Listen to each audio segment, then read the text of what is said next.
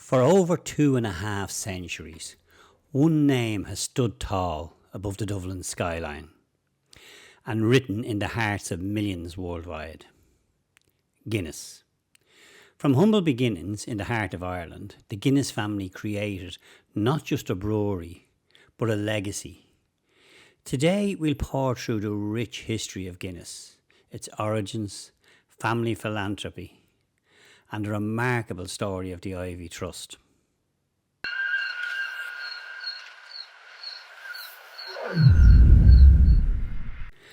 Welcome history enthusiasts and curious viewers. Join us as we uncover the story of the Guinness family, from Arthur Guinness' bold beginnings to the brewery's global fame, and the family's enduring commitment to social good through the Ivy Trust.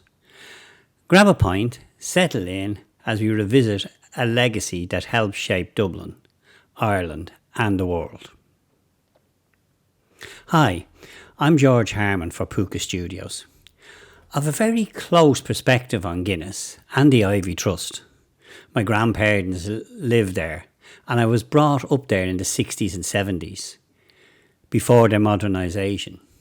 I continued to live there until 2006 as I was on the Tenants Committee for their centenary celebrations. Guinness loomed large over the Liberties, and in particular the Ivy Trust. We literally played in the shadow of St Patrick's Cathedral and its statue of Benjamin Lee Guinness, whose funeral opens the series, the House of Guinness.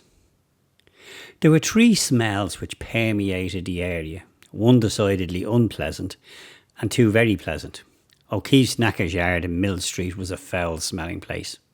But thankfully, this was mostly obliterated by the smell of baking biscuits from Jacob's, which in turn was dwarfed by the smell of roasting barley from James's Gate. In fact, James's Gate was actually the furthest away from the flats, but when the roasting was in progress, it overtook all other aromas in the area. Come to think of it, I sadly haven't smelt that in years. Possibly modern brewing techniques contain us to smell better. This video will, in the first half, look at the rich history of Guinness family and the iconic brewery and brand. In the second half of the video, we will look at how historically accurate, or otherwise, the Netflix series House of Guinness is. A warning, this part of the video will include spoilers, including a comment on the very last scene. I will warn you before we start discussing the series and recommend that if you haven't watched it yet, you leave us at that point, but please return after you do to get our take on what you've just watched. Having, as I said, been brought up in the Ivy Trust, I feel I must address one historical inaccuracy, which is so small historians analysing the series won't mention it. And it won't be a spoiler. But to those of us who were brought up in the old pre-modernised flats, and proud to have been, it's an important one, which will have made a lot of people shake their heads. Although the flats were a huge step up for their time from the squalor of the tenements, they most certainly did not all contain a toilet, or indeed running water, as alluded to in the series. Each landing had 4 flats on it, which had 2 outside WCs shared between 2 flats each, and a laundry room in the centre, with a bath in it shared between 4 flats. Naturally, housing regulations and expectations changed by the 1980s, and a complete refurbishment turned them into modern apartments. But it begged the question, if this small inaccuracy existed, were there any howlers? Stay tuned and find out. You will be surprised. Our journey begins in County Kildare in 1725. Born into a family of modest means, Arthur Guinness inherited more than just brewing skills from his father. He inherited resilience and ambition. When Arthur received £100 from his godfather, Archbishop Price, few could have foreseen the immense impact that gift would have, not only for Arthur, but for generations to come. In 1759, at the age of 34, Arthur Guinness made a move that would change brewing history. He signed a 9,000-year lease on a disused brewery at St James's Gate, Dublin, for £45 a year. Here's forward-thinking business. The sheer audacity of such a lease spoke volumes about his confidence and vision. Arthur faced fierce competition from established brewers and an uncertain market. Yet with grit and determination, he refined his craft and took a chance on a bold new brewing style, the dark, rich porter that would become synonymous with Guinness. By the late 1770s, Guinness Porter was gaining popularity, not just in Dublin, but across Ireland and in England. In fact, the name porter for the dark, malty beer style originated in 18th century London because it was popular with working class porters who carried goods and worked in docks and markets. While Guinness began brewing a porter style beer in the 1770s, the beer style's name doesn't come from the Guinness Company itself, but from those labourers.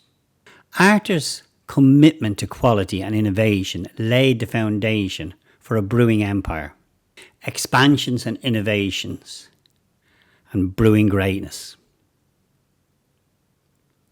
The next generation inherited Arthur's spirit. His son Arthur II took the reins, growing the brewery and embracing new brewing technologies. By the 19th century, Guinness was the largest brewery in Ireland, and soon after the world.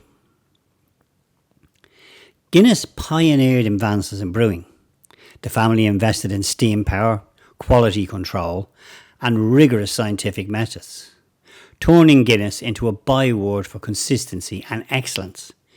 To this day, there are quality control teams which go round the pubs in Ireland checking the quality of their product. Benjamin Lee Guinness, Arthur's grandson, who modernised the brewing and expanded its reach, under his leadership, Guinness exported to far-flung corners of the globe. After him came Edward Cecil Guinness, the first Earl of Ivy. He is the main protagonist in the House of Guinness. He propelled the brewery to new heights, focusing on international markets and branding, making Guinness a household name in Britain, Europe and beyond.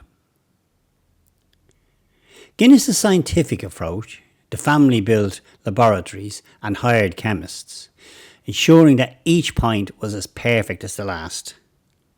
Guinness became the first brewery to publish a scientific study of its yeast.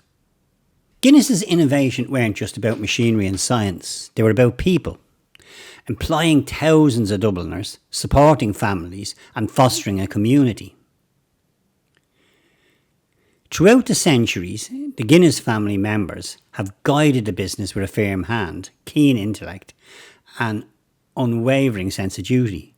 Their leadership was marked not only by business acumen, but by a deep commitment to ethical standards.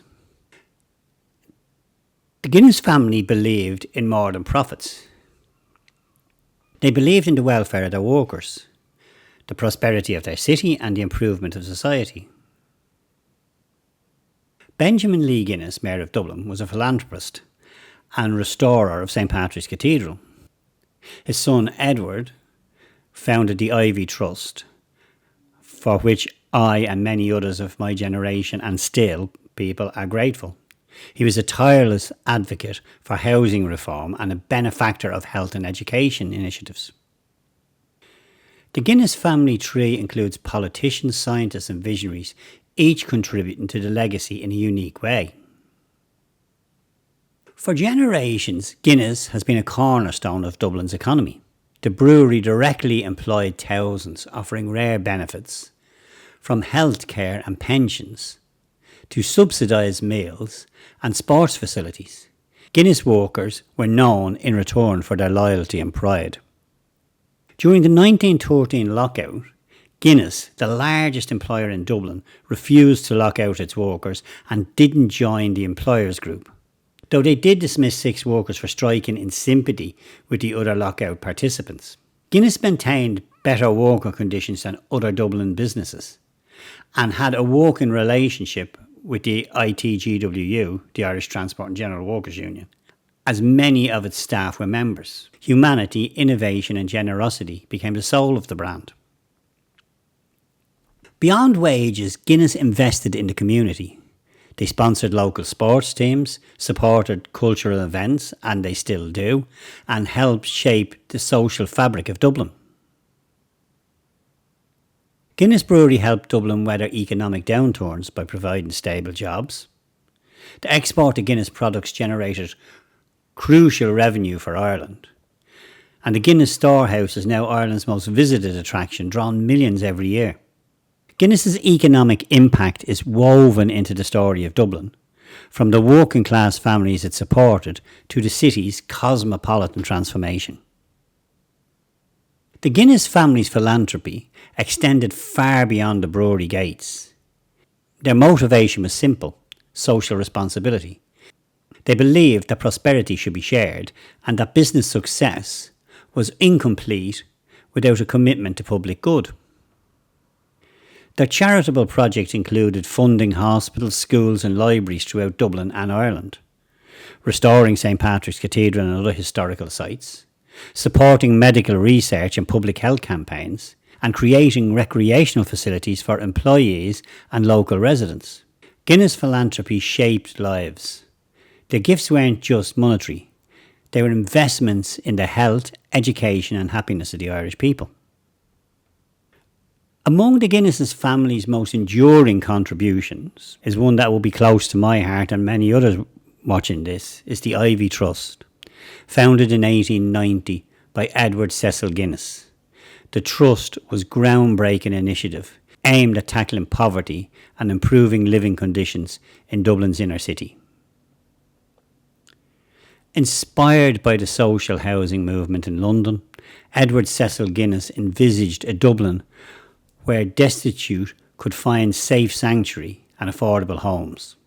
The Trust's mission was radical for its time, to provide not just shelter but dignity and community. Construction of model housing estates in the Liberties and other parts of Dublin, the establishment of public baths, wash houses and recreational facilities, and the introduction of modern sanitation transformed slum areas into vibrant neighbourhoods. The Ivy Trust first project offered families clean water, bathrooms and green spaces, luxuries unknown to most Dubliners of that era. The Trust's housing projects didn't just put roofs over heads, they nurtured communities. Residents enjoyed access to education, health service and a sense of belonging. The Trust pioneered tenant involvement, giving the residents a say in their homes and neighbourhoods. Over time, the Ivy Trust adapted to the changing needs, expanding its reach and modernising its properties. Today, it remains a vital force for social housing in Dublin, managing over 1,000 homes across the city. The Trust's estate have become architectural landmarks, celebrated for their design and livability. The Ivy Hostel opened in 1905, and it continues to provide shelter and support for homeless men in Dublin. The Trust has inspired housing reforms across Ireland and beyond, setting a precedent for responsible philanthropy. The Ivy Trust isn't just bricks and mortar. It's a living testament to the Guinness family's vision, a place where dignity, community and hope are brewed daily. The impressive building that is now Liberties College, overlooking St Patrick's Park, housed the Ivy Trust Play Centre for its first 60 years. It's long been a place to learn and have fun, and was a much loved safe haven for the children of the area. In 1901, Lord Ivy built 250 flats in Bull Alley area of the Liberties, at a cost of $38,000. The property consisted of 2 5-storey residential complexes, public baths, a hostel and a play centre, which became known as the Beano. The Beano, which was started in 1909 in Myra Hall off Francis Street, moved to Bull Alley in 1915 and was officially named the Ivy Trust Play Centre, which later became the Beano, and in Dublinese, the Beano. Like the building around it, the Beano was built to help alleviate poverty in the area and to give children the possibility of education and fun. It remained open until 1975, when decline in numbers forced the Trust to sell the beautiful building to Dublin Vocational Education Committee to use as a school. Guinness has long been a part of Dublin's history, and it's not just the drinking of the black stuff we're talking about either. There's all the industry and activity that surrounds its brewing and its distribution, and all the memories that are associated with them. Up to 1961, for instance, the barges transporting wooden casks of Guinness along the Liffey would be a familiar sight. In those days, of course, the Liffey did more than just divide the city in two. It was a major thoroughfare as well. There were 6 Guinness barges, each named after a Dublin suburb: Castleknock, Killiney, Sandyford, Howth, Clonsilla and Seapoint. The bargemen had to avoid sailing during the hours on either side of the high tide, if they were to fit under the river's low bridges. Barges carried the beer from the brewery at St James's Gate to waiting ships in the docks. The Royal Canals were used to transport Guinness into the heart of the country. Nowadays, in place of the barges, you see a regular sight is the Guinness silver bullets, big silver tankers filled with Guinness. The Guinness fleet of ships in Dublin, better known as the Guinness Ladies, were regular sights in Dublin port from 1952 to 1993.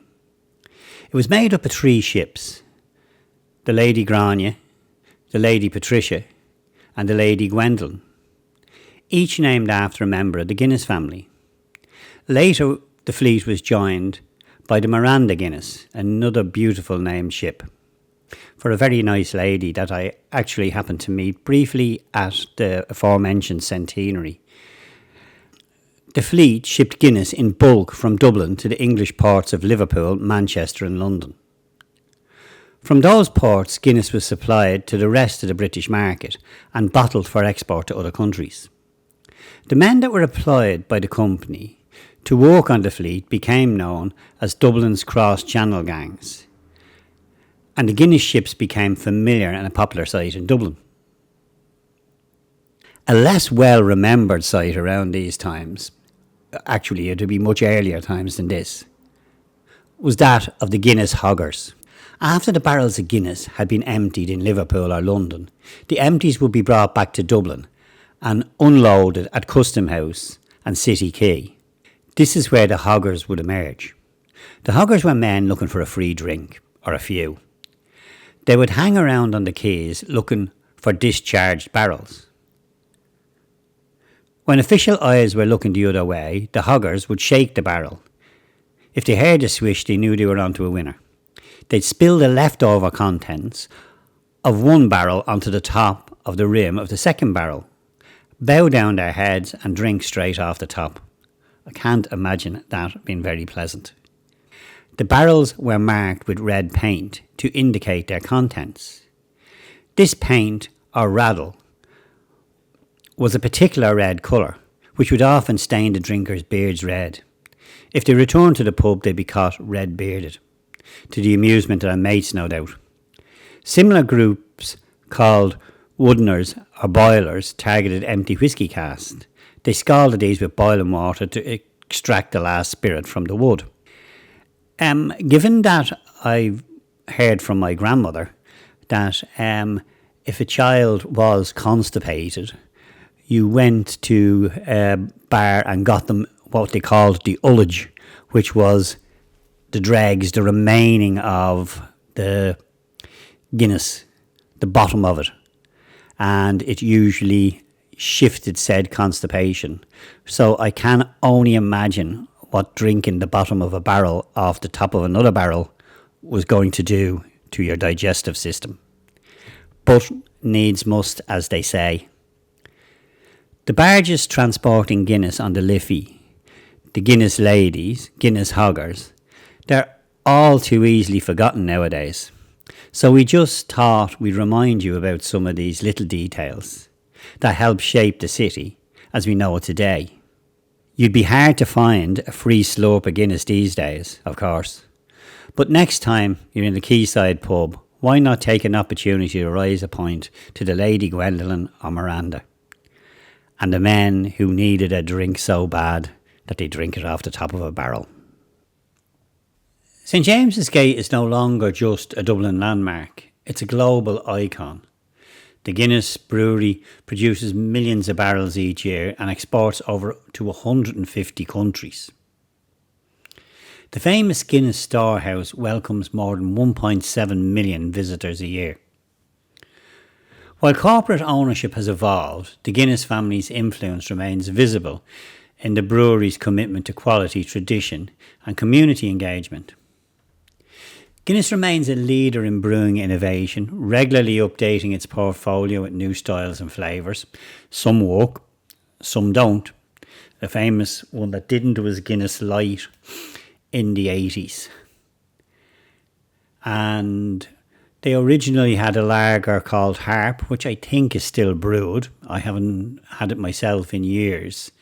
It's been mainly replaced with the much more hoppy and popular Hop House 13.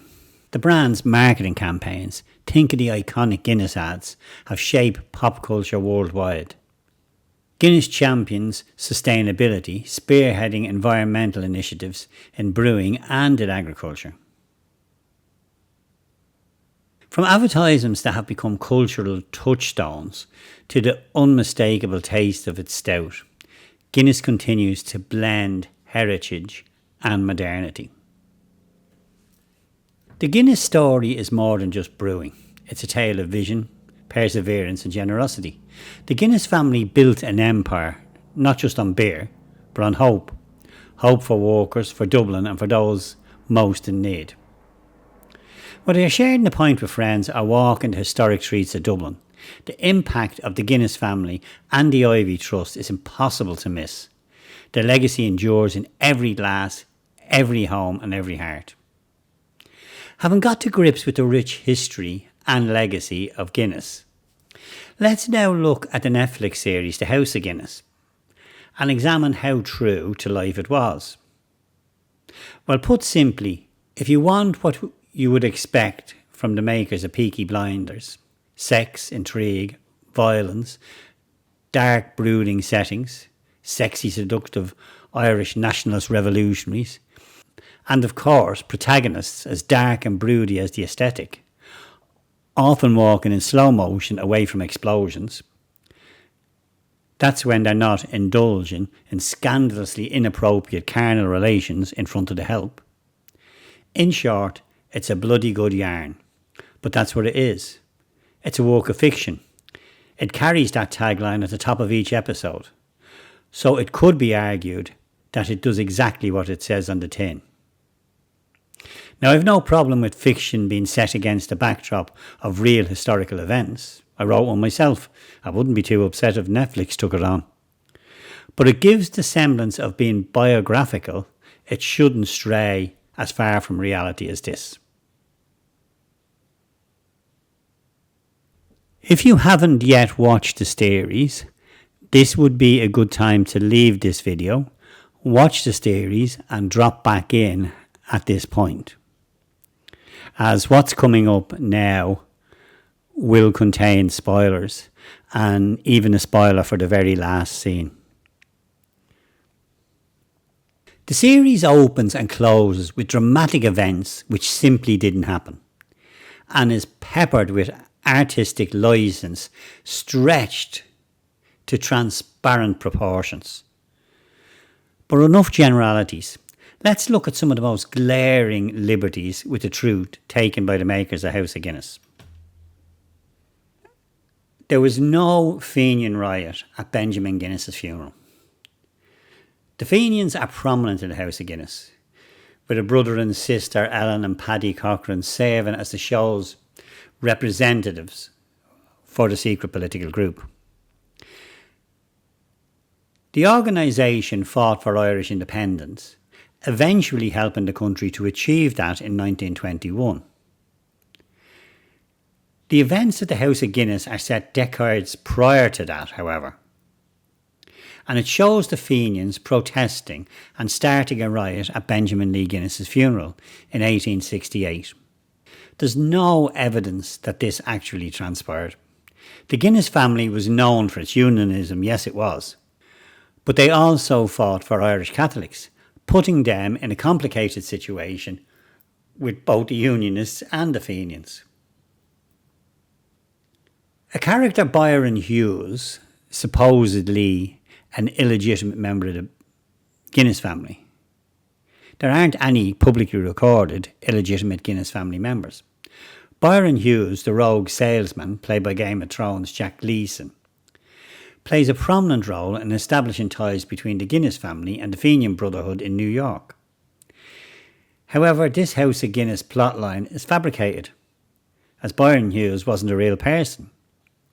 Hughes arrives in episode 3 declaring himself to be the bastard from the family. While wealthy families having illegitimate children isn't uncommon in this era, there's no record of Byron or anyone like him. On top of Byron Hughes not being a real person, much of the American storyline in House of Guinness is written for dramatic purposes. Byron Hughes is shown as a Fenian supporter, but there's no record of Guinness and New York Fenian Brotherhood ever having a transaction of any sort. In the show, Hughes promises the Fenian Brotherhood that 15% of Guinness profits will go towards their political activism, in return for their spreading the beer around New York, establishing a massive new market in America. While Guinness has evidently become prominent in America, in the real world it's unlikely that it would have been a focus in this particular time period. A small divergence from reality, of less importance than some of the bigger ones, is that Edward Guinness didn't add the harp as the company logo. House of Guinness showed Edward Guinness revamping the family business with a harp logo, an icon that would eventually become synonymous not only with Guinness but also with the country of Ireland. However, in real life, the first Guinness products to feature the harp were sold in 1862, prior to Benjamin Lee Guinness's passing. It's likely that Benjamin, or somebody working under him, was responsible for the ingenuity. The show still captures an important element, which is the historical and mythological association of the harp design. The Guinness harp is based on Brian Boru harp, associated with the legendary High King of Ireland. In fact, that image of Brian Boru's harp is now the provenance of the state, used on coins and letterheads of state bodies, and it cannot be used as a company logo. As the Guinness use of it predates the founding of the state, they alone can use the harp. However, it faces in the opposite direction to that on government letterheads. Anne Guinness didn't have a miscarriage in Cloonboo. Part of House of Guinness takes place in Cloonboo, a location depopulated by emigration and the potato famine.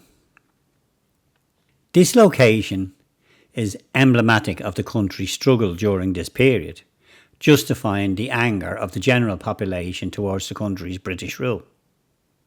An early scene shows Anne Guinness having a miscarriage in a carriage at Cloonboo, apparently unaware that she was pregnant. This is problematic for a couple of reasons. The main one being she has already had a baby at this time, so she likely would have been aware of the situation. And more problematic than that, the show also suggests that the child was Sean Rafferty's, which would be rather miraculous given that he never existed. The whole affair and pregnancy are just minor plot in the House of Guinness, but it's entirely fictional. Now, in order to set up the dramatic relationship between Arthur and Edward, the series completely changed Benjamin Lee Guinness's will. Benjamin Lee Guinness's will serves as a catalyst for the show's succession-like events, but the will itself is inaccurate. The show has Edward and Arthur tied to the Guinness Brewery by the will, which declares that they would receive no inheritance if they were to depart from the company. Anne and Benjamin Jr. were primarily left out of the will. In real life, Arthur and Edward were in fact entrusted with the family business, though they were given an option to buy out the other's half. Arthur actually did sell control of the company to Edward at a later date. The idea that Anne and Benjamin Jr. were left out entirely is also not the case. The House of Guinness actually invents numerous fictional characters, which in a historical drama or a drama set around historical times is not unusual or even problematic, except for the fact that in certain cases they interact with the main characters in a way that that would change history had they actually existed. Aside from Byron Hughes and Sean Rafferty that we've already touched on, House of Guinness creates numerous other fictional characters. These include Ellen and Patrick Cochrane, the representatives of the Fenians in Dublin, who were created as generalisations of various real-life figures rather than using historical Fenian members, which in itself would be fine if it wasn't for the fact that Ellen has very steamy love affair with Edward, which of course never happened because Ellen never existed. Michael McElhatton's John Potter, the butler, is a bit less problematic. He's the butler of the Guinness household. He's another character created originally for the TV show. Like the Cochranes, Potter is representative of the Guinness family's household servants. As he doesn't play a major role in events which diverge from reality, his character is less problematic. A full list of the House of Guinness's prominent fictional characters are Bonnie Champion, the ubiquitous gang leader, Sean Rafferty, who we've touched on, Byron Hughes, Ellen Cochrane, Patrick Cochrane, John Potter. Another character who interacts very much with a leading character is Christine O'Madden, who is seen at one stage having sex with the youngest brother while the maids clean up around them. A very interesting scene for the drama, but Christine never existed. Given that numerous characters in the House of Guinness were made up for the show, it's also worth noting that the romances, as we've said, subplots were equally made up. Edward Guinness was married to Adelaide, as the later episodes of the season set up, and eventually had 3 children. There's no record of him having a romantic fling with a Fenian woman. Likewise, the fictitious nature of Sean Rafferty means that neither Anne Guinness or Olivia Hedges had an affair with him, or anyone in real life resembling him. It's even shown Olivia going for an abortion, which of course never happened because she never got pregnant with a fictitious Sean Rafferty.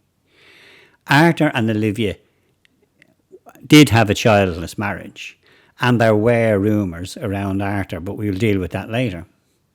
Arthur's romantic flings and Benjamin Jr.'s romance, as we said, with Christine O'Mann, were also just completely made up for the TV series. And Arthur Guinness, it isn't proven historically that he was gay. House of Guinness depict Arthur as gay, restricted by the customs of 19th century society, forbidding him for pursuing his desires, romances, and forcing him to marry for political advantages. As the show depicts, Arthur was married to Lady Olivia Hedges in real life, and the two were married for nearly 5 decades and didn't have any children. Historians have questioned the possibility of Arthur Guinness's sexuality, and it's not unlikely that this was the case. Numerous prominent historical figures were likely gay and unable to come out due to societal restrictions. However, there's no concrete proof that Arthur Guinness was gay or that his marriage was a marriage of convenience.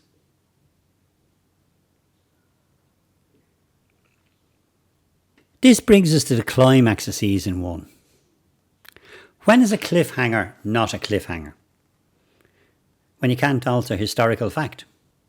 The assassination attempt on Arthur Guinness is fabricated. The House of Guinness season 1 ending features an assassination attempt on Arthur Guinness. Although the episode cuts off before the audience can see what's happened, rest assured Arthur is still alive, as the real life Arthur lived into the 1900s. In actual history, there was no assassination plot on Arthur in 1874 when he ran for election. Arthur did, however, receive a public death threat in 1872 when a letter was published in the Times threatening to shoot him. I can't imagine such a letter being published in a newspaper today if it was received. And as stuff like this are from time to time posted on social media, they usually result in a court case. But the letter goes as follows. Guinness, we are ordered to inform you that an orange whelp like you insulted our clergy and people's newspaper last week. As if anyone cared about you or the infernal exhibition. And unless you send an apology to Freeman's Journal and likewise give a handsome subscription to Captain Nolan Fund before a week, your life is not worth a month's purchase. For we will send you a bullet, as well as that scoundrel Kyo, as we have a person hired to shoot you and him, and no mistake, so take warning in time. That's a dramatic way to finish our presentation, and more true to life than the dramatic ending of the House of Guinness. Thanks for joining us on this journey. Don't forget to like, subscribe and share this video. If you enjoyed learning about the Guinness legacy, cheers. And may your next pint be poured with a little extra history. For more stories from Irish history, subscribe, hit the bell icon. Slán to you. Slán agus Bannock.